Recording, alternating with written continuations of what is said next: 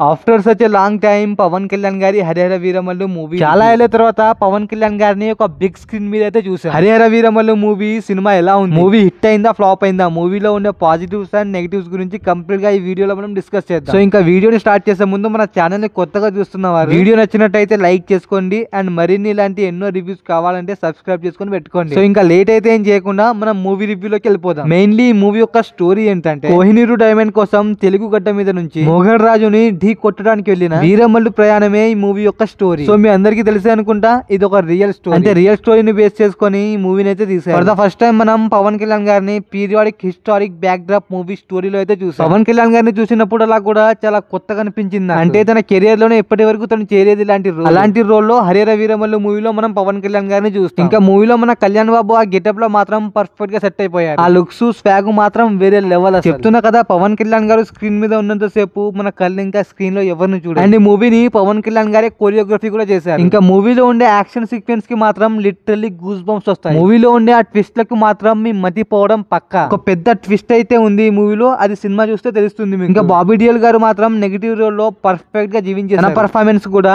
అదిరిపోయింది. అండ్ ప్రతి ఒక్క యాక్టర్స్ కూడా వాళ్ళ పాత్రకు వాళ్ళు పర్ఫెక్ట్ గా న్యాయం చేశారు. మూవీ మాత్రం అదిరిపోయింది. ఇంకా మరి ఈ మూవీలో నెగిటివ్స్ ఏం అనిపించలేదా అంటే కొన్ని నెగిటివ్స్ అయితే ఉన్నాయి, అవి కూడా చెప్తాను. మూవీలో కామెడీ టైమింగ్ పర్ఫెక్ట్ గా ఉండదు. అంటే వాళ్ళు ఏవో కామెడీ చేస్తా ఉంటారు, మనకు అసలు నవ్వు రాదు, వాళ్ళలో వాళ్ళే నవ్వుకుంటా ఉంటారు. ఇంకా హీరోవాణి గారి బ్యాక్గ్రౌండ్ మ్యూజిక్ అయితే పర్లేదు, కానీ సాంగ్స్ కొద్దిగా డిసప్పాయింట్ అయితే చేశాయి. ఒక్క సాంగ్ కూడా పర్సనల్ గా నాకైతే అసలేం కనెక్ట్ అవ్వలేదు. సాంగ్స్ ని చూస్తున్నంత సేపు కూడా చిరాకు వచ్చేసింది. సో అవి తప్పిస్తే మూవీ మొత్తం కూడా చాలా బాగుంది. అండ్ మూవీలో ఉండే ట్విస్ట్ లకి మీ మతి పోతుంది. కళ్యాణ్ బాబు ఫ్యాన్స్ మాత్రం కళ్ళు మూసుకొని మూవీకి వెళ్ళిపోవచ్చు, ఎందుకంటే పవన్ కళ్యాణ్ గారిని ఆ రేంజ్ లో చూపించారు. మరి నార్మల్ ఫ్యాన్స్ వెళ్ళి కూడా ఒక లుక్ వేసేయచ్చు. మూవీ చాలా బాగుంది. ఏవో అక్కడక్కడ కొన్ని సీన్లు తప్పిస్తే మిగతా మూవీ అంతా కూడా చాలా బాగుంది. పర్సనల్ గా నాకైతే మూవీ చాలా బాగా అనిపించింది. మరి ఈ మూవీకి నేను ఇచ్చే రేటింగ్ 3. మళ్ళీ చెప్తున్నా, Pawan Kalyan fans don't miss it.